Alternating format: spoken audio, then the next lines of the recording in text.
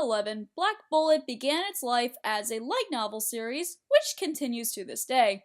Its gaining popularity brought it to have a manga series, which premiered on August 27, 2012, and ended after its fourth volume on June 27, 2014. Before the manga ended its run, the anime premiered on April 4th and ended on July 1st with 13 episodes, a few days after the manga's finish, ending on a cliffhanger as the light novels would be continuing at that point. And of course, I can easily say that Black Bullet is one of my favorite series of all time. Perfect in ways that it creates the story that it should have told, and it has brilliant character development to progress the story, but again there are times where it kind of falters in places for the almost obvious reasons, because it has still some of the anime tropes that anime thinks it's funny, but it just downgrades it just a little bit. So with that being the case, this is my review of Black Bullet. Rentaro is the protagonist, the one who has to save the world from a full-fledged disaster. He is considered one of the youngest of the Civil Security Service members, which happens to be a trope in action anime such as these. He witnessed his family die because of the monsters that happened to take over the country of Japan, and his goal is to get revenge on those monsters by destroying the race once and for all. Makes sense to me. Is that all of his personality, though? Of course not. That would make him as boring as the main protagonist from Aldnoah Zero.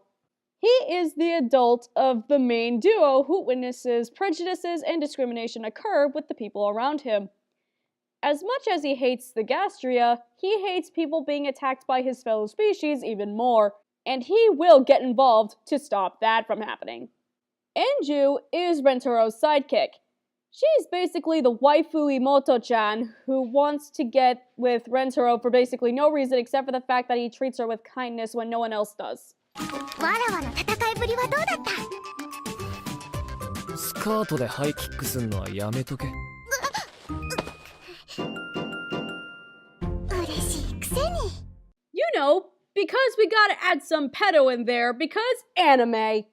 Regardless of that, she actually is the only person who can bring Rentaro back to planet Earth whenever he's not thinking about the main reason why he does what he does. Also, her backstory is one of the most upsetting things you'll ever hear. I can't find it in the English dub, but English sub makes it just as upsetting. 俺はイニシエーターだとかプロモーターだとかそんなの抜きでエンジを探しに来てるんだ。最初にエンジと会ったのは1年前。IISO で引き合わされた時だ。俺たちのことを何も知らねえくせに偉そうに語んじゃねえよ！ Like, how do you get through life knowing that? Plus, that's one of the angriest I've seen any character. Way to go, Rentaro. Kisara is Rentaro's mentor, boss, and I guess adoptive sister because Rentaro was raised by her grandfather after his parents died, but obviously that wasn't the most important part of the series. Kisara is the hothead, in-charge person who wants to make sure that Rentaro is the best he can be. She doesn't really add too much to the show, except for that if there will be a season 2, she gave me one major reason to hate her.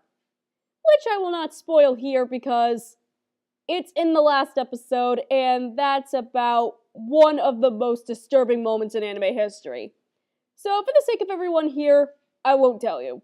I had nightmares for days. If you thought Enju's backstory was sad, Tina's was just as bad. She used to be a major weapon for a terrorist group until Rentaro showed her that same kindness he showed Enju, and Kisara gave her a job. There's nothing much about Tina that I like or hate. She's kinda just there as Enju's friend because they're both cursed children and they're about the same age. Also, there is a strange thing where Tina tries to have Rentaro arrested because of a specific line she says in a specific scene. 夢は楽しかったですね、お兄さん。ちょっと怖い時もありましたけど、いろいろ教えてくれて嬉しかったです。ティナ I am Inju, minus the jealousy aspect. As much as I really love this show, why did they have to put scenes like that to turn something that's so dark to make it lighthearted? I don't understand. Satenshi is the last character I will mention in the lineup because she does add importance to the plot. She's the leader of the Japanese government as far as this dystopian future goes. Out of all the government leaders in dystopia slash sci-fi slash fantasy anime, this one shows a lot of intelligence and at least, I feel, too much sympathy. For all the trouble Rentaro gets into, sometimes he shouldn't get a slap on the wrist. It's clear to see she takes pity on him. She even makes Rentaro her bodyguard for an upcoming terrorist attack that Japan is preparing for. For the plot, it definitely works. She also knows how to be in charge of the anti-Gastria project. At least that counts for something. And there are so many other side characters that, of course, add importance to the series, but either they appear so little that I don't really have much to go on about, or some of them are in the show a lot, but they don't have much of an impact that... Oh no, I almost forgot about the villain, didn't I? Oh, Kagetane, where do I start with this guy? He's a murderer. He uses his and his cursed daughter's powers to murder people. Now, I did forget to mention him on purpose because his arc literally has nothing to do with the main plot of the story. Yes, he's a conniving asshole who loves to play with both Rentaro and Enju's sanities, but he's just an underdeveloped villain. So yes, there are flaws in some of the character development, but where it really does shine is with Rentaro and Enju and Kisara and Tina. They make this series work, and they bring out the best qualities in the characters that we grew to love. The story is pretty simple when you think about it. This story tells about the future of the world, where the world, or at least in Japan, is attacked by monsters called Gastria. If these things manage to leave you alive, the poison that they inject into humans will turn those humans into Gastria as well. So a special police force called Civil Securities was created to stop the monsters from destroying mankind. The members of the force use two different kinds of weapons. One is called the Black Bullet, which uses a metal called Veranium, the only metal that's the Gastria's weakness. The second weapon is one group of girls called the Cursed Children, who have a bit of Gastria DNA in them, but they are able to keep themselves alive enough to beat up the Gastria themselves. Okay, so the Cursed Children being all female does make this series a tad bit fanservice-y for the whole lolicon complex type of deal, but for the way I see it, though it doesn't make any sense, at least it's not too distracting from the main plot.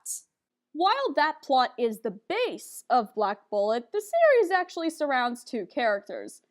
Rentaro, a teenage civil security member who was orphaned on the day the Gastria first appeared in his city, and Enju, his cursed child, a girl who only longs to be a normal child without judgment from the other kids, but that's hard when they find out that she works for the government to destroy the Gastria in the first place. Something I just thought about, but these two tackle so much more discrimination that's not even funny. In a way, I feel that the series can even tackle modern discriminations like people with disabilities or even racial discrimination. Maybe it's because the anime doesn't cover the entire series that the light novel has going on now, but I definitely believe it's the characters that have more of the plot more than the whole defeating of the monsters thing does. Which, okay, I guess. The overall plot is kind of complex and confusing, but that's where the continuation of the light novels come in, which kinda sucks, and is why I want a second season of this show. Stat! Now, onto what's personally my favorite about the series. For 2014, I love the animation for this show. You know when the action is coming because that's when the animation is fast-paced and clean at its finest. Even when there's nothing going on. It doesn't look choppy at all. The body motions are fluid and there seems to be a shine and pigment of the characters' clothes. For an anime that came out in 2014, I am shocked of the quality that everything has. And as far as music goes, the opening and ending to this series are two of my favorite anime songs of all time. The opening just gets your heart pumping when entering the action of the series, at least the majority of the series' action.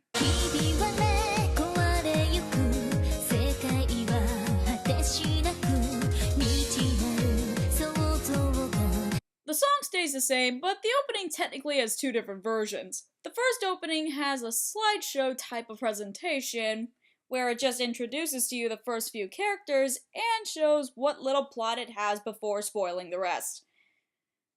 The second version appears halfway through the series, where it describes all the characters involved in the second half and gives you more plot and action.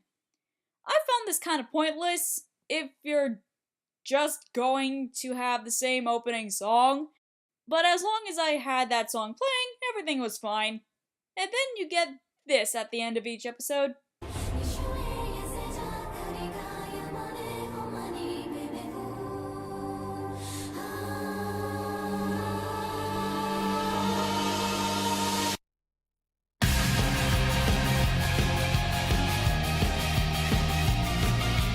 The ending helps the show tell the audience whose story the anime is really telling.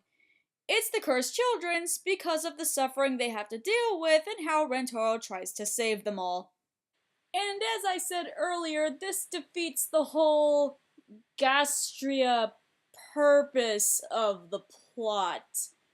But then again, if we're gonna be honest with ourselves here, we care more about the characters than the actual plot itself, am I right? Like, it's not like the Gastria have some, like, desperate backstory or anything, am I right?